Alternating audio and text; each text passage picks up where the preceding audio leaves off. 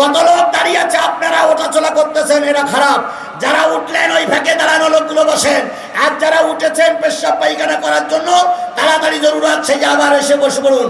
আল্লাহ কবুল করুক, আল্লাহ কবুল করুক, আল্লাহ কবুল করুক। সবাই বলুন আমিন। বীর মুসলমান, বীর মুসলমান, ধরো আল কোরআন, ফিরায়ে আনো সেই হারানো সম্মান। বীর মুসলমান, বীর মুসলমান, ধরো আল কোরআন, ফিরায়ে আনো সেই হারানো সম্মান। নারায়ে তাকবীর, জোরে নারায়ে তাকবীর, নারায়ে তাকবীর। তলয়ে তাকবীর ধ্বনি ধরায়ে আর একবার। যে আওয়াজ শুনে ওরে মুসলমান ভয় কাঁপিত কাফের বেঈমান। দাও রে সেই হুঙ্কার, করো রে চুরমার, পাপ দুনিয়া ভেঙে করো রে চুরমার। বীর মুসলমান, বীর মুসলমান, ধরন কোরআন, ফিরায়ে আনো সেই হারানো সম্মান। নারায়ে তাকবীর, জোরে নারায়ে তাকবীর। এবার বসুন, বসুন, বসুন আমার ভাইয়েরা। এটা কিসের মাহফিল? জোরে বলেন কিসের মাহফিল? তাফসিরুল কোরআন মাহফিল। তাফসিরুল কোরআন মাহফিল মানে কি? মুসলমান আমাদের খেয়াল করেন, তাফসিরুল কোরআন মাহফিল মানে কি? যেই মাহফিলে আল্লাহর কোরআন থেকে তাফসির করা হয়। কথা বলেন ঠিক না বে ঠিক? তাহলে কোরআন থেকে তাফসির হবে, আপনারা কি শুনতে রাজি আছেন?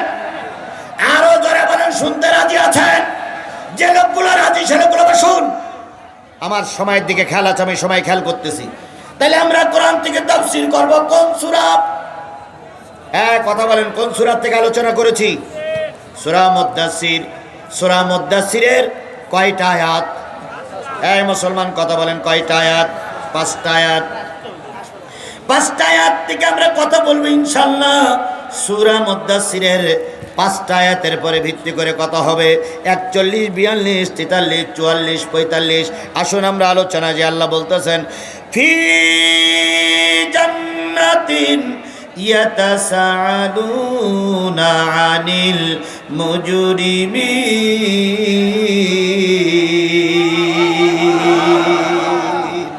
জান্নাতীরা থাকবে উপরে, জাহান্নামীরা থাকবে নিচে। জান্নাতীরা জাহান্নামীদের দেখবে।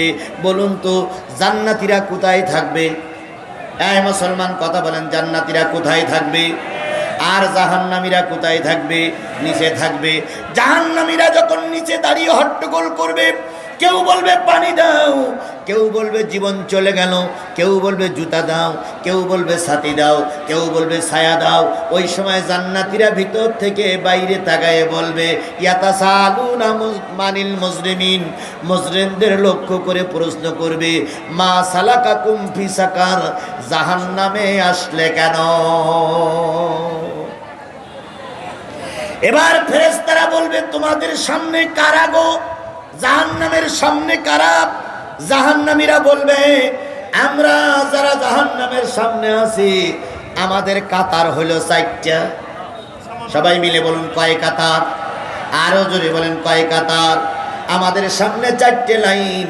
তার ভিতরে প্রথম লাইনে যারা আছি ক্বালু লাম নাকু মিনাল মুসাল্লিন, আমরা যারা প্রথম লাইনে আছি আমরা হলাম বেনামাজি। এবার আসুন ভালো করে খেয়াল করেন, ভালো করে খেয়াল করেন। আওয়ামী লীগ করেন দোষ নাই, বিএনপি করেন দোষ নাই, জামাত ইসলাম করেন দোষ নাই, জাতীয় পার্টি গণতান্ত্রিক দেশ আপনি করতে পারবেন। কিন্তু আল্লাহর কোরআন বলতেছে যারা সর্বপ্রথম জাহান্নামে যাবে তারা সব বেনামাজি। কারা কারা কারা কারা জাহান্নামে যাবে? আচ্ছা, এ কথাটাকে আমি বলেছি? এ কথাটাকে আমার জামাতের আমির বলেছে? এ কথাটাকে বিএনপির লিডার বলেছে? কে বলেছে? মুসলমান কথা বলেন কে বলেছে? আরো জোরে বলেন কে বলেছে? আমাদের ভিতরে মতপার্থক্য আছে। বলুন তো আমরা যারা ইসলামপন্থী আমাদের জাতির পিতার নাম কি? আরো জোরে বলেন ইব্রাহিম। জামাত ইসলামের কাছে জাতির পিতার নাম কি? বাংলাদেশ জাতীয়তাবাদী দল বিএনপি, তাদের জাতির পিতার নাম কি? ইব্রাহিম আলাইহিস সালাম। বাংলাদেশ জাতীয় পার্টি, তাদের জাতির পিতার নাম কি? বাংলাদেশ আওয়ামী লীগ, তাদের পিতার নাম কি? এই সমস্যা এই জায়গায় ভাই, আমাদের যত রাজনৈতিক দল আছে সবার কাছে জাতির পিতার নাম হলো ইব্রাহিম আলাইহিস সালাম।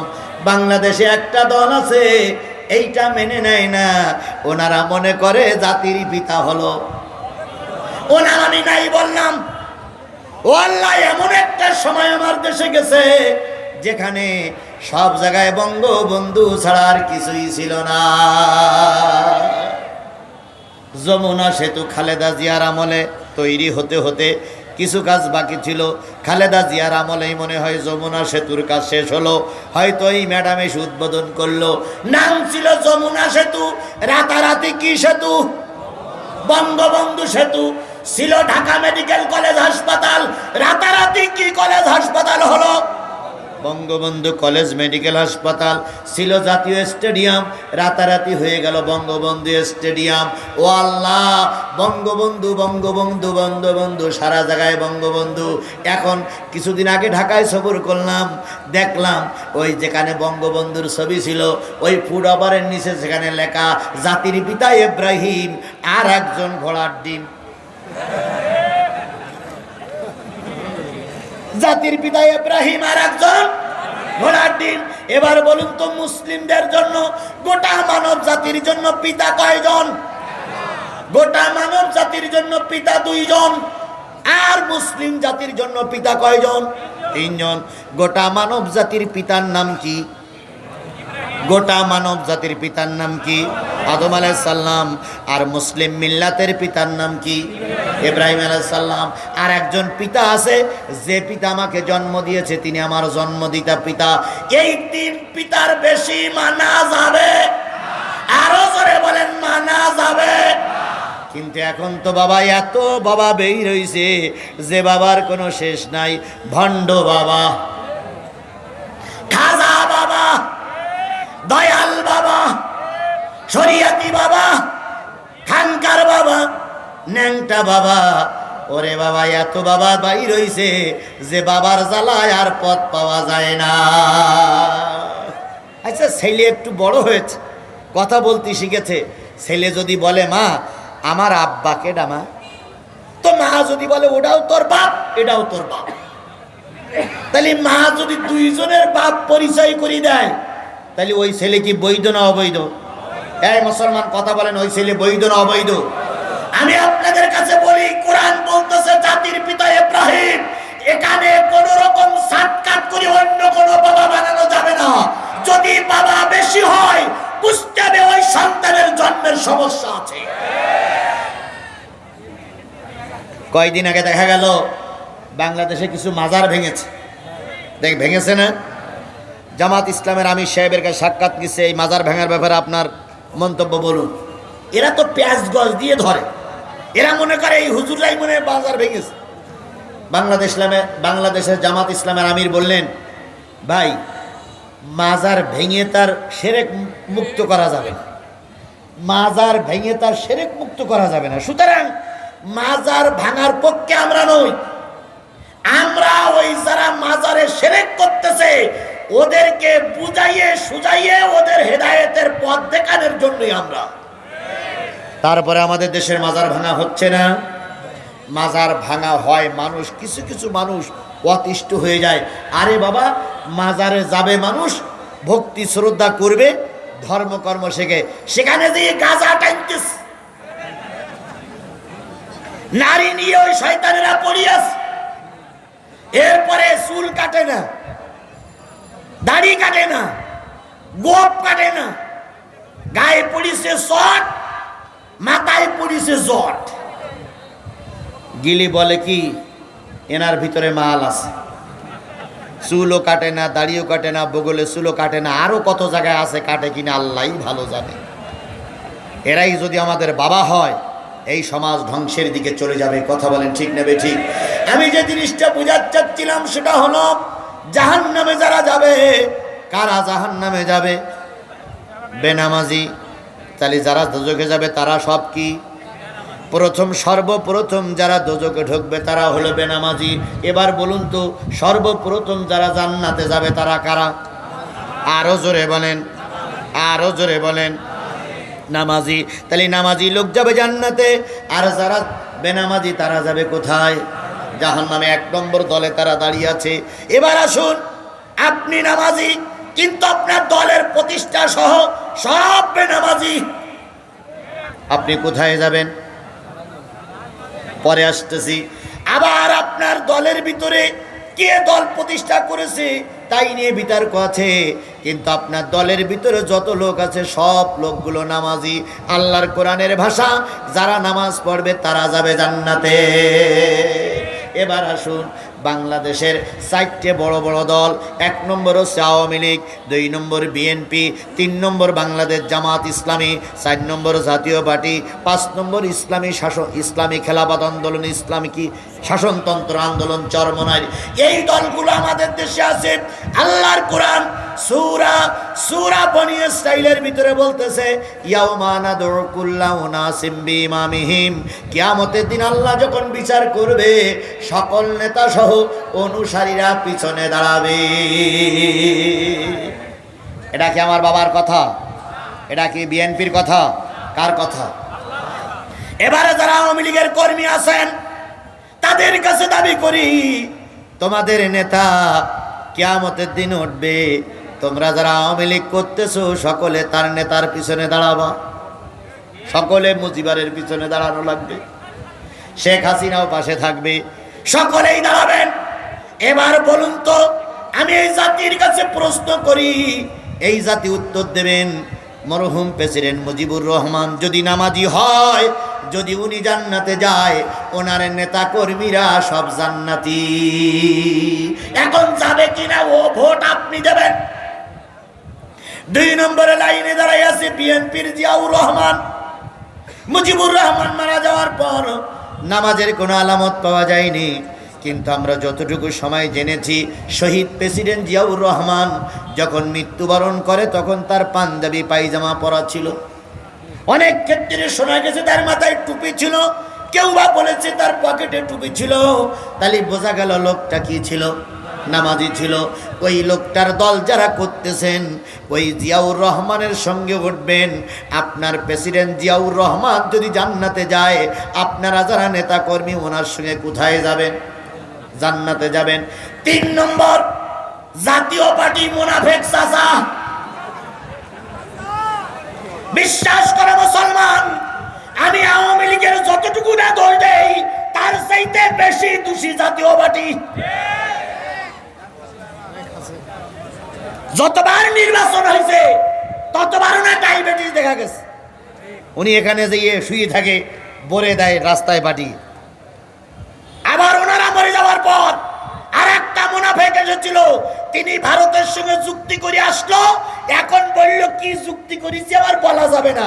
সেদিন বলুনি, আজকে মুখ খুলতেছ, জাতি চিনে রেখেছে তোমরা মুনাফেক মুনাফেক মুনাফেক।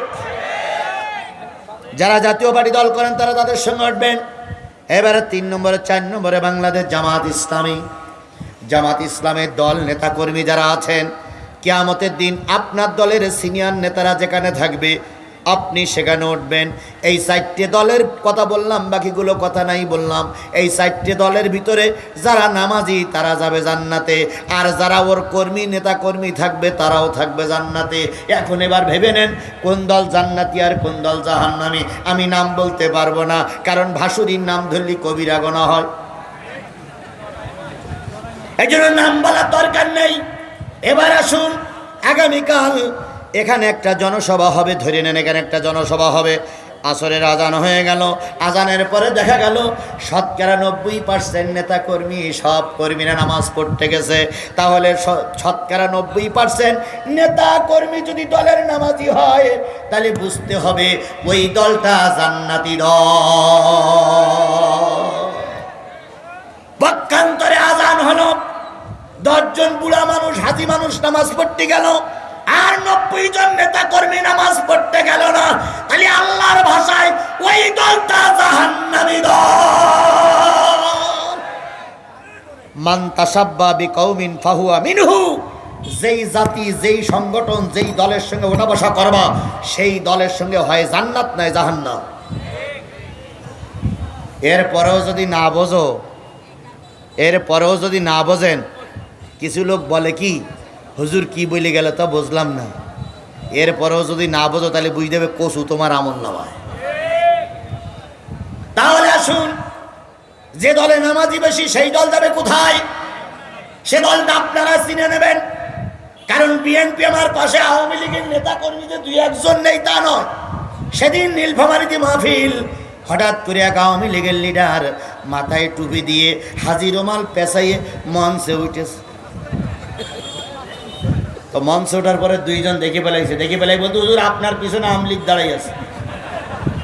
জনগণ বলছে নাম, ভিডিও আসছে সেটা দেখবেন আপনারা, দেখতে পারেন নাম। তো পিছনের লোক বলতে কেনা নামবে, হাজি রুমালতে মুখ ঢেকে রেখেছে ওই লোক। আমি ওদেরও দোষ বলি না, তওবা করি তো মানুষ ভালো হতে পারে, কথা বলে ঠিক না বে ঠিক? সকলের কাছে দাবি, পায়ে ধরে দাবি করে গেলাম ভাই, যে না, যে দলে বেনামাজি বেশি, যে দলে নামাজি বেশি, যে দলে আলেম ওলামা বেশি, ওই দলটা জান্নাতি দল। ওই দলের ভিতরে থাকলে আল্লাহ মাফ করে দেবে। ইস্তাবাররাল্লাযীনা তুবিউ মিনাল্লাযীনা তাবাউ ওয়া রাআউল আযাবা ওয়া তাকাত্তাআত বিহিমুল আসবাব। কিয়ামতের দিন নেতার অনুসারীরা একসঙ্গে উঠবে, একসঙ্গে উঠে বলবে, নেতা আপনার দলে আমরাই ছিলাম, আপনি বলেছিলেন জামাত ইসলামের ঠ্যাং ভেঙে দিস, আপনি বলেছিলেন জিহাদি হুজুরির মাহফিল বন্ধ করে, আমরা আর আপনারা ঠিক আছে। ওয়ারাউল আযাব, হঠাৎ করে জাহান্নামের থেকে একটা অগ্নিশিখা বেরিয়ে বলবে, আসো আসো সান্নু ভাই, আসো দুলু ভাই, আর নেতা কর্মীরা আসো। সেদিন আমার মাহফিল বন্ধ হয়নি, এই নেতাই বন্ধ করে দিয়েছিল। এই নেতাই থানায় যেয়ে ফোন করলো, ওসি সাহেব আমাকে বললেন, হুজুর যে বিপদে আমরা আছি, আপনি যদি এখন মাহফিল বন্ধ না করেন তাহলে ও বোম টেবিলের পরে রেখে বসে আছে। ওর বক্তব্য হয় এখন মাহফিল বন্ধ হবে, নতুবা ওখানে যে 4টে বোম মারবো। 4টে বোম মারলে কিছু লোক মরবে, সমস্ত দায় দায়িত্ব আপনি, আমি, থানা এবং এই এলাকার মানুষকে নিতে হবে। হুজুর দয়া করে আপনিও বাঁচুন, আমারে বাঁচান, মোনাজাত করে চলে যান, নতুবা নেতারা সব বোম নিয়ে আমার সামনে বসে আছে। জাতি তোমারে ভুলে যায়নি, জাতি তোমারে ক্ষমা করবে না। আজ হোক কাল হোক জাতির সামনে তুমি আসবা, জাতি তোমাকে যেখানেই পাবে সেখানেই আনুগত্য করবে, যেখানেই পাবে সেখানেই প্রতিশোধ দেবে। কারণ তোমার কারণেই এই শাহজাহানপুরের বহু মানুষ জেলে গেছে। আমরা ক্ষমায় বিশ্বাসী। বাংলাদেশ জামাত ইসলামের সম্মানিত আমির শাহজাহানপুর থানা, উনি একটু আফসোস করে বলেছেন, সবাইকে যদি আমরা বিচার করতে যাই তাহলে এদেশে আমাদের দলে লোক থাকবে না। ভাই, আপনার কথার সঙ্গে আমিও একমত, কিন্তু সকল ব্যাপারে আমরা তাওয়াক্কুল করেছি কার উপরে? আমিও ধৈর্যের পরীক্ষা দিচ্ছি, ধৈর্যের মামলা খালাম। আমার নামে 20টা মামলা, 5 দিনের রিমান্ডে গেছিলাম, আমার বাড়ি ঘর ভেঙেছে, আমাকে 5 দিন চোখ খুলিনি, শুধু একটাই অপরাধ, কোরআনের কথা বলি। আমিও আপনার সঙ্গে একমত, কিন্তু ওয়াজ শেষ করে মোনাজাত করে যেয়ে দেখি ওই দেয়ালের গায়ে কাউয়া কাদের দাঁড়াই আছে। আমরা কিন্তু ধৈর্য রস করি বলো সবাই, আমার আমিরও করেছে, আমিও করেছি। আচ্ছা বলুন, ওই কাদের উকেন দাঁড়াই আছে, আপনি যেয়ে দেখতেছেন সেই কাদের, এই কারা কারা বক্সিং না দিয়ে বাড়ি যাবেন হাত তোলেন তো ভাই। ধৈর্য ঠিকই ধরতে হয়, কিন্তু কিছু কিছু ক্ষেত্রে ধৈর্য ধারণ করা যায় না, কথা বলেন ঠিক না বেঠি? তোমার তলে তলে ব্যথা গো কাউয়া কাদের মিয়া, তোমার তলে তলে ব্যথা গো কাউয়া কাদের মিয়া, অসুখ হলে ডাক্তার দেখাও কেন বিদেশে গিয়া রে কাউয়া কাদের মিয়া। কি জ্বালান টানা জ্বালাইছে রে ভাই, কথায় কথা বলতেন খেলা হবে। আচ্ছা খেলা করতে গেলে কয় পক্ষ লাগে? দুই পক্ষ লাগে না? ধরে নেন বগুড়ার স্টেডিয়ামে খেলা হবে, রংপুরের পার্টি আর কুষ্টিয়ার পার্টি। এন্ড কুষ্টিয়ার পার্টি আসেনি, রংপুরের পার্টি এসে গেছে। এসে যাওয়ার পরে বিপক্ষ পার্টি নেই, এক পক্ষ একা একাই খেলা করি, এক একজন 10 রান করে গোল দিস, কারণ বিপক্ষে বাড়ি তো নেই। তো বাড়ি গেছে রাত 12টার সময়, স্ত্রী স্বামীর দিক তাকাচ্ছে, তার স্বামী গোবে গোবে হাসতেছে আর বলতেছে, গিন্নি আজকে 10 রান গোল দিছি। তো এই কথা শুনে স্ত্রী একটা ডিম পুশ করি না খাদ্যের স্যার বলতেছে, তুমি তো সব জায়গায় যে গোল খাও, আজকে গোল দিলে তোমার প্রতিপক্ষ কেউ ছিল না, তারা কি দুর্বল? ও খেলোয়াড় তখন বলতেছে, না রে গিন্নি, যাদের আসার কথা ছিল তারা আসেনি। স্ত্রী তখন বলতেছে, 10 রান দিলে কেন, 110 রান দিতে পারোনি? আজকে যারা আমাদের ভোটে, যারা আমাদের এই থানায় এই ওয়ার্ডে মেম্বারিতে ফেল করেছে, তারাই এখন উপজেলা চেয়ারম্যানের পদে বসিয়েছিল। যারা জীবনে চেয়ারম্যানই পাস করতে পারেনি, তারাই রাতারাতি এমপি হয়েছে।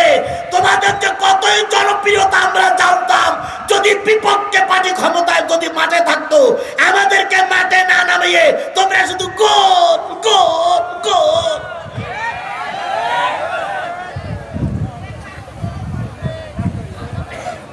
কি কায়দায় নির্বাচনগুলো করেছে, জীবন্ত মানুষ ভোট দিতে পারেনি, মরা মানুষ এসে ভোট দিয়ে গেছে।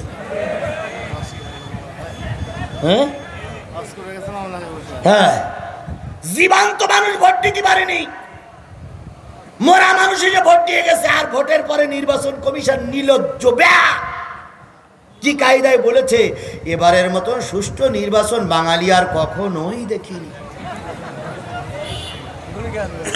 তাই সাংবাদিকরা লিখেছে, সুষ্ঠু হয়েছে নির্বাচন, ভোট দিয়েছে প্রশাসন, তাকিয়ে তাকিয়ে দেখেছে জনগণ।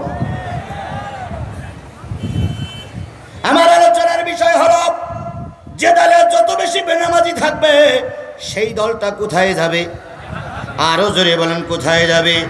ইস্তাবারাল্লাযীনা তুবিউ মিনাল্লাযীনা তাবাউ ওয়া রাআউল আযাবা ওয়া তাকাত্তাআত বিহিমুল আসবাব।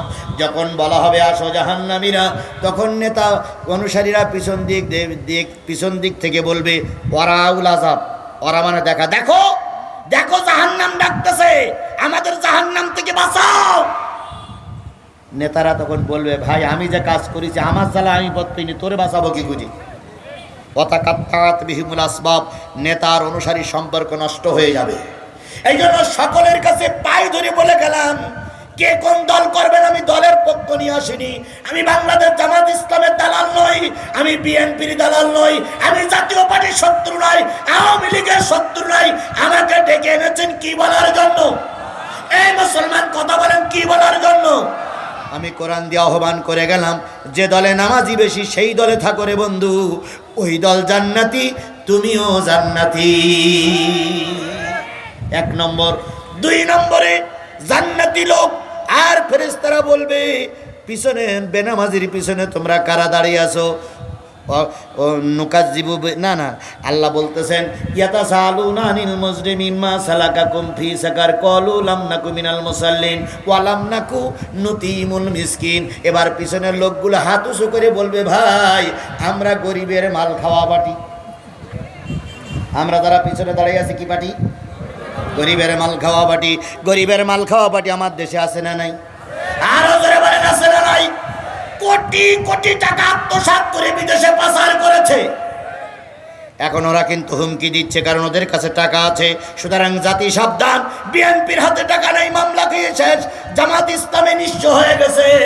আর আওয়ামী লীগের আদনা থেকে আদনা একজন নেতা কর্মীর হাতে এখন লক্ষ কোটি কোটি টাকা, কারণ ওরা পরের টাকা খেয়ে কুমিরের মতন বড় হয়ে আছে। ওরা কিন্তু যে কোনো সময় একটা ওয়াকারেন্স ঘটাইতেই পারে। এই জন্য বাংলাদেশ জামাত ইসলামী বিএনপির ভাইদের কাছে আমার ছোট্ট অনুরোধ, দলাদলি পাটাপাটি করার সময় এখন নয়। যে দল ক্ষমতায় যাবে, বিএনপি ক্ষমতায় গেলে আমরা স্যালুট জানাবো।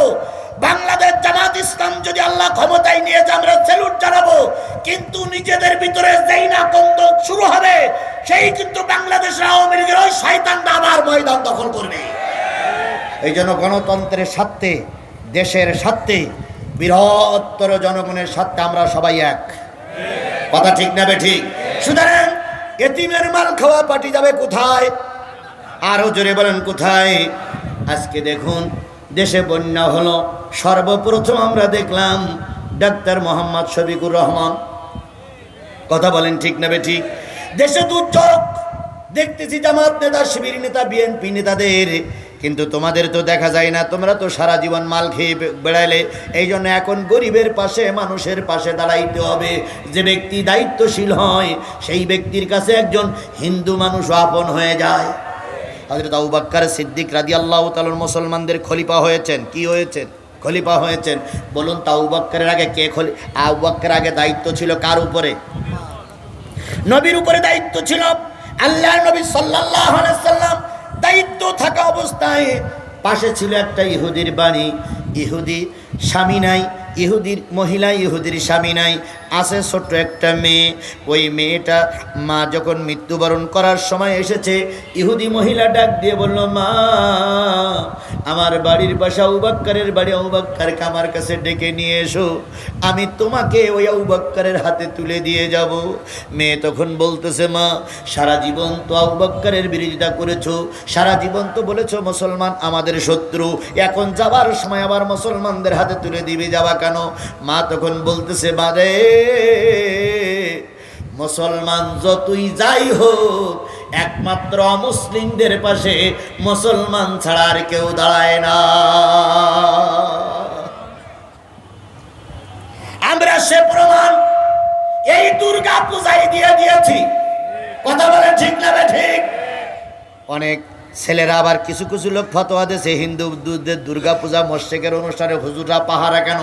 আমরা মসজিদদের জন্য পাহারা দিতে যাই নাই, আমরা চেয়েছিলাম হিন্দুদের পাশে দাঁড়িয়ে তাদের ধর্মের কাজটা সুসম্পন্ন করার জন্য। আল্লাহ নবী বলেছেন, কোন মুসলিম অধ্যুষিত দেশে যদি কোনো অমুসলিম সংখ্যালঘু জাতি যদি ক্ষতিগ্রস্ত হয়, কিয়ামতের দিন আমি নবী ওই সংখ্যালঘুদের পক্ষ অবলম্বন করে সংখ্যাগরিষ্ঠদের বিরুদ্ধে আল্লাহর কাছে মামলা দিয়ে দেব। সুতরাং আমরা চেয়েছিলাম তারা শান্তিতে থাক। আবু বকর সিদ্দিককে ওই মেয়ে ডেকে নিয়ে আসলেন। ও সিদ্দিক আকবর, আমার মা আপনাকে ডেকেছে। চলে গেলেন আবু বকর। ওই মহিলা ডাক দিয়ে বললেন, হুজুর আমার শরীরের যে অবস্থা, মনে করতেছি অল্প দিনের ভিতরে মারা যাব। মারা যাওয়ার আগে মেয়েটার আপনার হাতে রেখে গেলাম, যাতে করে আমার মেয়েটার কোনো কষ্ট না হয়। আমার মৃত্যুর পরে আপনি মেয়েটারে দেখে রেখেন। আবু বকর বললেন, বোন নির্ভয়ে তুমি চলে যেতে পারো। তোমার মৃত্যুর পর আমি আয়েশা, আসমা সহ আমার ছেলে মেয়েদেরকে যেভাবে ভালোবাসি, আমি তোমার মেয়েটারে সেইভাবে দেখে শুনে রাখবো। মা খুশি হয়ে গেল। এবার কিছুদিন পরে মা মারা গেল। মা মারা যাওয়ার পর আবু বকর ওই মেয়েটার যে কয়টা ছাগল আছে, ছাগলগুলো দহন করে, সকালবেলা দুধ খাওয়ায়, মেয়েটারে গোসল দিয়ে চলে যায় রাষ্ট্রের কাজ করার জন্য, বিভিন্ন কাজ করার জন্য, নবীর পিছনে যুদ্ধ বিগ্রহ করার জন্য চলে যায়। কিছুদিন পর আল্লাহ নবী মারা গেলেন। মারা যাওয়ার পর মুসলমানদের খলিফা হলেন যিনি, তার নাম কি? আয় মুসলমান কথা বলেন, তার নাম কি? আবু বকর সিদ্দিক খলিফা হলেন। আল্লাহ রসুলের লাশ 2 দিন থেকে 2.5 দিন পরে কবর দেওয়া হলো। হুজুর সাল্লাল্লাহু আলাইহি সাল্লামের লাশটা যখন কবরস্থ করা হলো, আবু বকর খেলাফতের দায়িত্ব নিলেন। ফজরের নামাজ পড়ে আবু বকর সিদ্দিক রাদিয়াল্লাহু তাআলা আনহু ওই মেয়েটার খেদমতে যাবেন।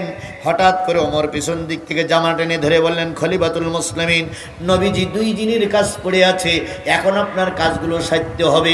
এই কাজ সারতে সারতে সারতে সারতে কখন জানি জোহরে রক্ত হয়ে গেছে। আর ওদিকে ওই ছোট্ট বাচ্চাটা ঘুম থেকে জেগে প্রতিদিন আবু বকর আসে, আজকে আবু বকর নাই, পায়খানার চাপ দিয়েছে, পেশাবের চাপ দিয়েছে। ওই মেয়েটি জানালার কাছে এসে বলতেছে, ও মা তুমি চলে গেছো, বাবাও চলে গেছে, দায়িত্ব দিয়ে গেলে একটা মুসলমানের কাছে, সেই মুসলমান আজকে আমার ভুলে গেছে, মুসলমান আমার পাশে এসে দাঁড়ায় না।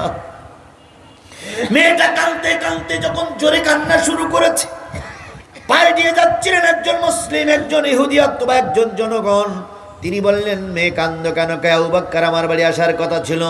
ওই লোকটি বললেন, আবু বকর আর আসতে পারবে না, কারণ আবু বকর মদিনার খলিফা। কুল্লুকুম রাইন কুল্লুকুম মাসউলুন আলা রাইতিহি, প্রত্যেকটা দায়িত্বশীলকে তার দায়িত্ব সম্পর্কে কৈফিয়ত দেওয়া লাগবে। জামাতের আমির কতটুকু দায়িত্ব পালন করেছে ওই কৈফিয়ত জামাতের আমিরকে দেওয়া লাগবে, ইউনিয়নের আমিরকে কৈফিয়ত দেওয়া লাগবে, আমার আব্দুল সালাম কতটুকু দায়িত্ব পালন করতেছে কৈফিয়ত দেওয়া লাগবে, প্রত্যেকটা দায়িত্বশীলকে কৈফিয়ত দেওয়া লাগবে। আবু বকর দায়িত্ব পালন করতেছে, তোমার কাছে আসার সুযোগ নাই, কারণ তুমি একটা ছোট্ট মানুষ। এবার মেয়েটি খাটের পরে, মেয়েটি তার শোবার জায়গায় যে নিজের বিছানায় পায়খানা করেছে, পেশাব করেছে, তালুর নিচে মাথার নিচে হাত দিয়ে কাঁদতে কাঁদতে ঘুমাইছে। মা, মুসলমান কখনো ইহুদিদের বন্ধু হতে পারে না। এদিকে জোহরের আজান হয়ে গেল। হযরত আবু বকর সিদ্দিক ছটফট করতেছে অমুসলিম মেয়েটার খেদমত করার জন্য। এবার ওমর বলতেছে, ভাই আজান হয়ে গেছে, নামাজের জন্য প্রস্তুত নেন। আবু বকর বলতেছে, ওমর 5টা মিনিট আমাকে একটু ছুটি দাও, যেহেতু তুমি স্বরাষ্ট্রমন্ত্রী, 5টা মিনিট আমাকে একটু ছুটি দাও। কেন? আমার এক ইহুদি মহিলা একটা মেয়ের দায়িত্ব আমার পরে দিয়ে গেছিল, ওই মেয়েটা না খেয়ে পড়ে আছে, একটু খেদমত করতে দাও। হযরত ওমর বললেন, বড় ভাই এই কথাটা একটু আগে বললেই তো আপনার ছুটি দিয়ে দিতাম। আবু বকর বললেন, আমি অনেকবার বলতে চেয়েছি, তুমি বলতে দেও নাই। আবু বকর ছুটি নিয়ে গেলেন। নামাজের পরে ছুটি নিয়ে যেয়ে দেখে ঘরে কোনো শব্দ নাই। আবু বকর মনে মনে ভাবলেন, ইহুদির মেয়েটা মনে হয় মারাই গেছে। আমার দেশে যদি একজন ইহুদি মারা যায়, কিয়ামতের দিন আল্লাহর কাছে কৈফিয়ত দিতে পারবো না। হযরত ওমর বলেছিলেন, আমার ক্ষমতায় থাকা অবস্থায় ফুরাতের কিনারায় যদি একটা কুকুরও না খেয়ে মারা যায়, আমি ওমর আদালতে আখেরাতে কৈফিয়ত দিতে পারবো না। এত দায়িত্বশীল তারা ছিলেন। আবু বকর সিদ্দিক মেয়েটার ঘরের ভিতরে ঢুকলেন, পায়খানা পেশাব একাকার হয়ে গেছে। ওই মেয়েটারে ডাইরেক্ট ডাকলে হয়তো মেয়েটা কষ্ট পাবে, তাই মেয়েটার মাথায় হাত বুলে আর বলে, মারে মুসলিম মিল্লাতের খলিফা আবু বকর তোর বাড়ি এসেছে, একটু চোখটা খোল। মেয়ে চোখ খোলে না। কিছুক্ষণ পরে মেয়ে চোখটা খুলে বলতেছে, জানি মুসলমানরা কখনো ইহুদিদের বন্ধু হতে পারে না। তুমি সকালবেলাতে খলিফাতুল মুসলিমিনের দায়িত্ব পালন করতেছো, রকমারি খানা খাচ্ছ, আর আমি একজন ইহুদি মেয়ে ঘরে শুয়ে আছি, আমার মা তোমার হাতে তুলে দিয়ে গেছে। কই তুমি তো একটা বারের জন্য আমাকে খোঁজ নিলে না। ওই পায়খানা পেশাবে জর্জরিত মেয়েটারে সিদ্দিক আকবর আবু বকর সিদ্দিক বুকের ভিতরে জড়ায়ে ধরেছে, কোলে তুলে নিয়েছে, 2 গালে 2 চুমা দিয়ে বলতেছে, মারে তুই তো তোর দিকটা বুঝতেছিস, আর আল্লাহর নবীর মৃত্যুর পরে জনগণ আমাকে খেলাফতের দায়িত্ব দিয়েছে। হাজারো মানুষের হাজারো সমস্যা, যদি সব সমস্যা দূর না করি রসুলের কাছে মুখ দেখানো যাবে না। আবার তুই একজন মুসলিম, তোর দায়িত্বটা আমার কাঁধের পরে পড়েছে। আমি বারবার ছুটি নিতে চেয়েছিলাম, কিন্তু জাতি আমার ছুটি দেই নেই রে মা, এই জন্য তোর কাছে আসতে একটু দেরি হয়েছে। তুই ভুল বুঝিস না রে মা, তুই ভুল বুঝিস না। তবে তুই খাইস নাই বলে আমি আবু বকর আমার পেটের দিকে তাকায়া দেখ, আমার চেহারার দিকে তাকায়া দেখ, তোরে আমি দুধ আর রুটি খাওয়াইতে পারি নাই বলে আমি আবু বকর সকাল থেকে দুপুর পর্যন্ত 1 লোকমা রুটি, 1 লোকমা দুধ, 1 টুকরা রুটি, 1 লোকমা দুধ, একটু খেজুরও আমি গালের ভিতরে ঢুকাই নাই।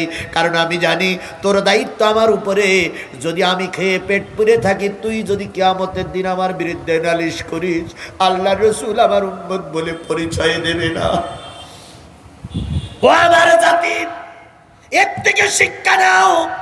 যদি আজকে আমরা বাংলাদেশ জামাত ইসলামী কিংবা বিএনপি এখন বড় পাওয়ারে আছে, এই সময় যদি অমুসলিমদের পূজার কোনো ক্ষতি হতো, নিশ্চয়ই ওরা আমাদের বিরুদ্ধে আল্লাহর কাছে নালিশ করত। এই জন্য আমাদের দায়িত্বশীলীরা নিজের সংসারের দিকে তাকায়নি, নিজের পাড়া প্রতিবেশীর দিকে তাকায়নি, অমুসলিমদের পাশে দাঁড়িয়েছে। কথা বলেন ঠিক না ঠিক?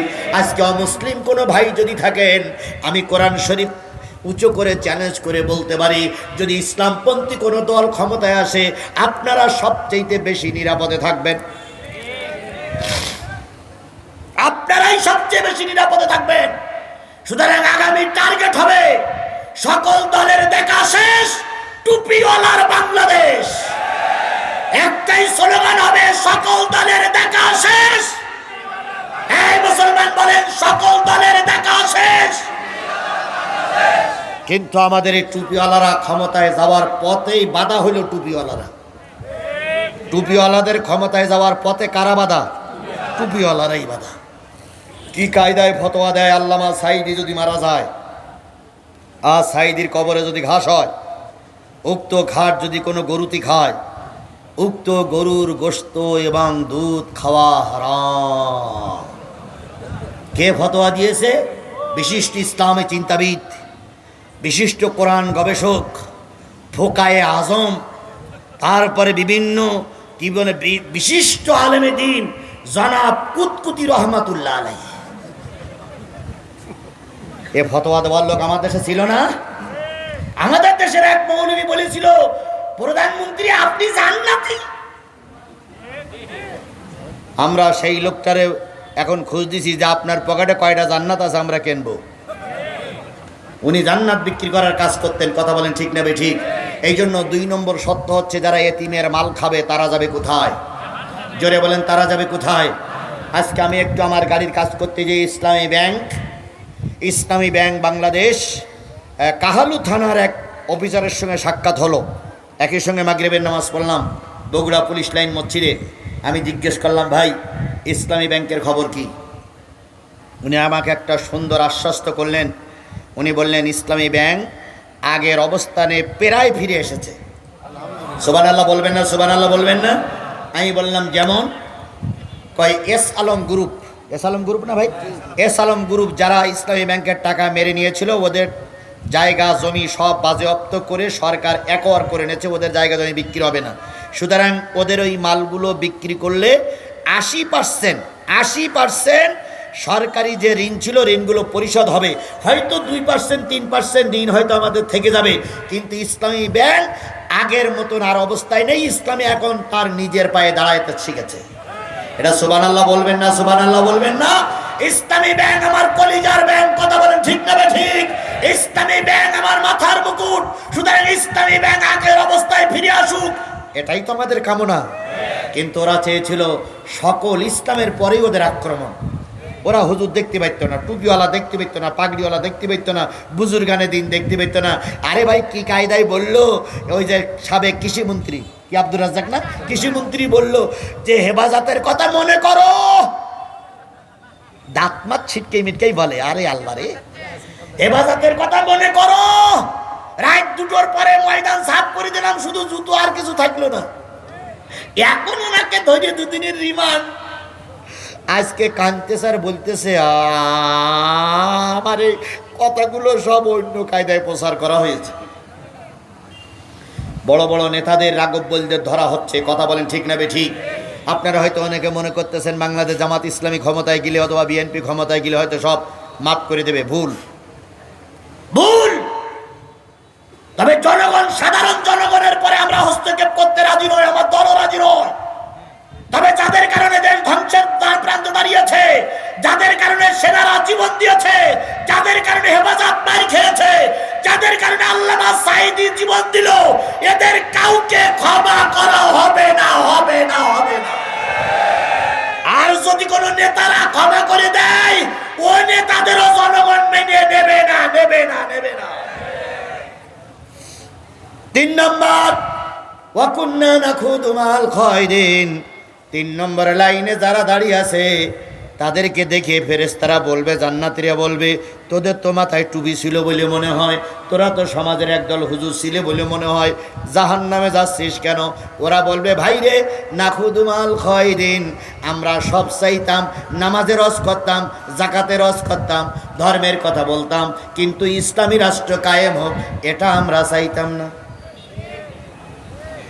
রাষ্ট্র ইসলাম চলুক এটা যারা যাবে না, সে মৌলবি যাবে ও জাহান্নামে। আল্লাহ রাব্বুল আলামিন বলেছেন যে দিনের ব্যাপারে কোনো মতপার্থক্য তৈরি করা হবে না। সুতরাং যারা দিন কায়েমের পক্ষে থাকবে না তারাও যদি জাহান্নামে যায়, আমরা মৃত্যুর আগ পর্যন্ত কিসের পক্ষে? দিন কায়েমের পক্ষে। কারা কারা কোরআনের পক্ষে রাজি আছেন? দুই হাত উঁচু করে বলেন। আমি কিন্তু বিএনপির বা জামাত বা আওয়ামী লীগ বিএনপির কথা বলিনি। আমাদের নিয়ত থাকতে হবে দেশে কোরআনের রাজ কায়েম হোক। কারা কারা রাজি আছেন? দুই হাত উঁচু করে আল্লাহরে দেখান। আল্লাহ এই হাতগুলোরে কোরআনের জন্য কবুল করুন। আরো জোরে বলেন আমিন, আরো জোরে আমিন, আরো জোরে। আমার ভাইরা, যদি কোরআনপন্থীরা ক্ষমতায় যায় দেশে শান্তি আসবে না অশান্তি আসবে? আমরা সব দল দেখেছি, আর শান্তি আসবে কিনা আমি বলতে পারি না, কারণ বলার অধিকার আমার নেই।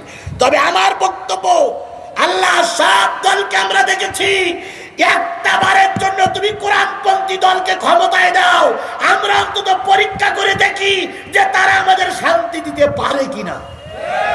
একটা বারের জন্য পরীক্ষা দিতে রাজি না আমরা ভাই। আল্লাহ আমাদের কবুল করুক।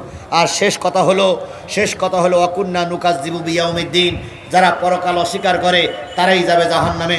হুজুর সাল্লাল্লাহু আলাইহি সাল্লাম বলেছেন, এমন একটা জামানা আসবে যেই জামানার রাষ্ট্রপ্রধানগুলো হবে জালেম, ওই জামানার মন্ত্রীরা হবে ফাসিক, ওই জামানায় একদল মিথ্যাবাদী আলেমের আবির্ভাব হবে। ওই জামানায় যদি তোমরা পৌঁছাও, সরকারি দায়িত্ব নেবে না।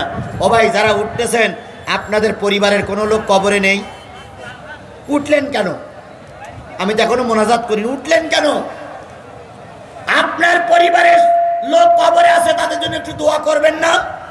সুতরাং আমার শেষ কথা হলো, যতদিন বেঁচে আছি নামাজিদের সাথে থাকবো, বেনামাজিদের সঙ্গে আমরা। 2 নম্বর নসিহত হলো, যারা গরিবের মাল খেয়েছে বা খাবে বা খায় তাদের সঙ্গে আমরা থাকবো না। যারা গরিবের পাশে থাকে আমরা তাদের সঙ্গেই থাকবো ইনশাআল্লাহ। 3 নম্বর, দিন কায়েমের পক্ষে যারা, তাদের সঙ্গেই থাকবো। যারা পরকাল অস্বীকার করে, নামাজ রোজা অস্বীকার করে, তাদের সঙ্গে থাকবো না। আল্লাহ পাক জাতিরে কবুল করুক, ধর্মের পক্ষে থাকার তৌফিক দান করুক। আল্লাহুম্মা আমিন। ربنا ظلمنا أنفسنا وإن لم تغفر لنا وترحمنا لنكونن من الخاسرين। ডেমাজানি ঈদগাহ মাঠ উন্নয়ন কলভে 24 অক্টোবর আমার মাহফিল। ডেমাজানি চেনেন আপনারা? 24 অক্টোবর আমি ওখানে থাকবো, আপনারা সকলে থাকবেন। রব্বানা আতিনা ফিদ দুনিয়া হাসানাতাও ওয়া ফিল আখিরাতি হাসানাতাও ওয়া কিনা আযাবান নার। রব্বিরহামহুমা কামা রাব্বায়ানি সাগীরা ওয়াকুর রব্বিরহামহুমা কামা রাব্বায়ানি সাগীরা।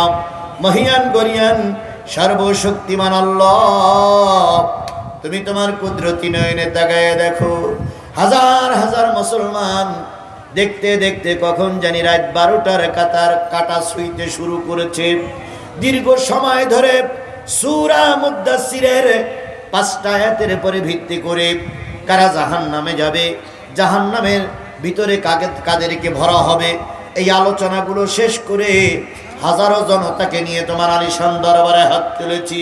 আল্লাহ তাআলা দীর্ঘ 15.5 বছর ময়দানে কাজ করা বিএনপির নেতারা আমার সাথেই আছে।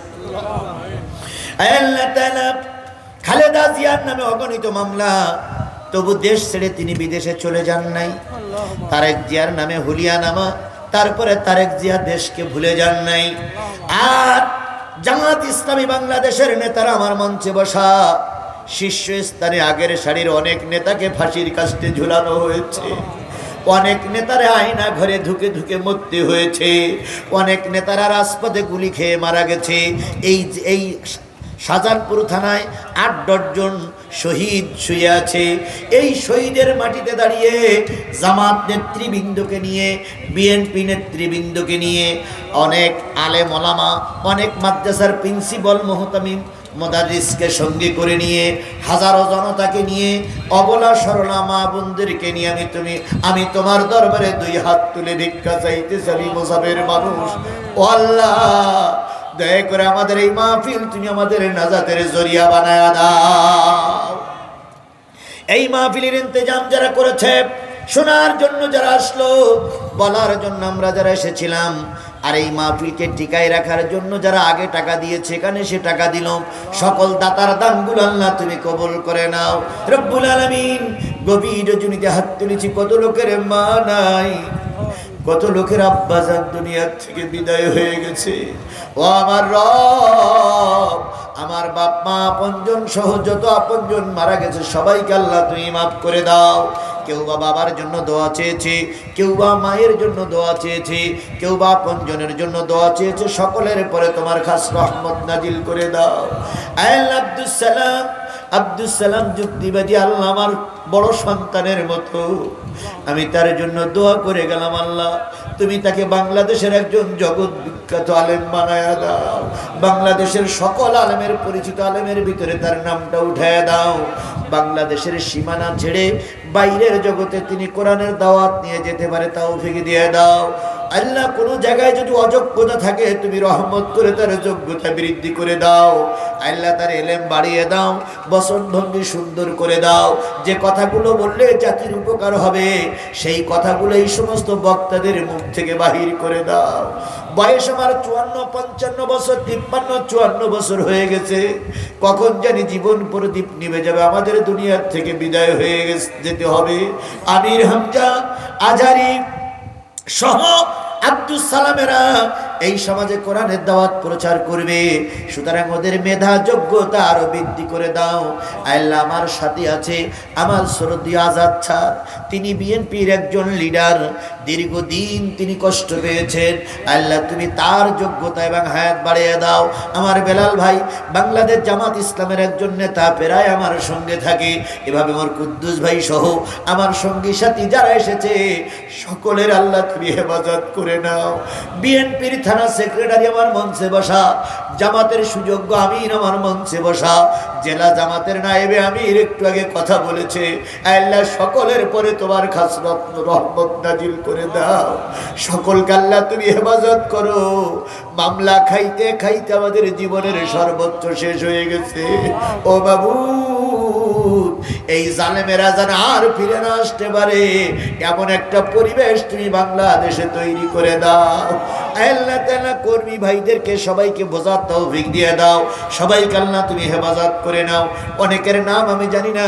আজকের মাহফিলে একজন প্রিন্সিপাল আমার পাশে বসা, আর একজন প্রিন্সিপাল আমার বাম পাশে বসা। আল্লাহ সকল আলেমদের আল্লাহ তুমি কবুল করে নাও। এই এলাকার বহুত মানুষ বিদেশে আছে, আল্লাহ তাদের সুস্থতা কামনা করছে, তাদের সুস্থ রেখে আল্লাহ আয় উপার্জন করে দেশের মাটিতে পাঠাতে পারে তৌফিক দাও। আল্লাহ এখন দারুণ চক্রান্ত চলছে, শেখ হাসিনা বাইরে যে চক্রান্ত করছে। এখন সেনাবাহিনী এবং রাষ্ট্রপতি আর আমার কেয়ারটেকার সরকারের অন্তর্বর্তীকালীন সরকারের এই তিনজনের ভিতরে একটা জোট তৈরি করে দেশে একটা শান্তি আসতে পারে পরিবেশ তৈরি করে দাও। আল্লাহ হারানো সেই অবস্থা আর আমরা ফিরে পেতে চাই না। ও বাবু, তুমি দয়া করে আমাদের জন্য করুণা করো, দয়া করো, করুণা করে দেশ স্বাধীন করে দিয়েছো, আবার যেন জালেমের হাতে ক্ষমতা না যায়। ও বাবু, দয়া করে তুমি আমাদের এই দোয়াটা কবুল করে নাও।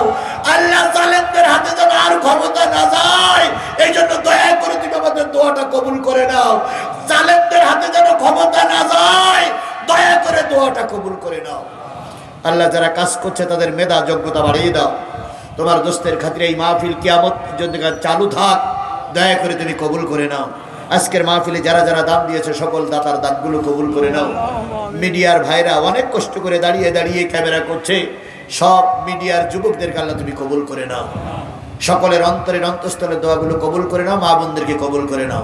সুবহান রাব্বিকা রাব্বিল ইজ্জাতি আম্মা ইয়াসিফুন ওয়া সালামুন আলাল মুরসালিন ওয়ালহামদুলিল্লাহি রাব্বিল আলামিন। লা ইলাহা ইল্লাল্লাহু মুহাম্মাদুর রাসূলুল্লাহ। আসসালামু আলাইকুম ওয়া রাহমাতুল্লাহ। আসসালামু আলাইকুম। ওয়া আলাইকুম আসসালাম বাবা। দিনের পরে বাড়াচ্ছে জি জি শুক্রিয়া শুক্রিয়া শুক্রিয়া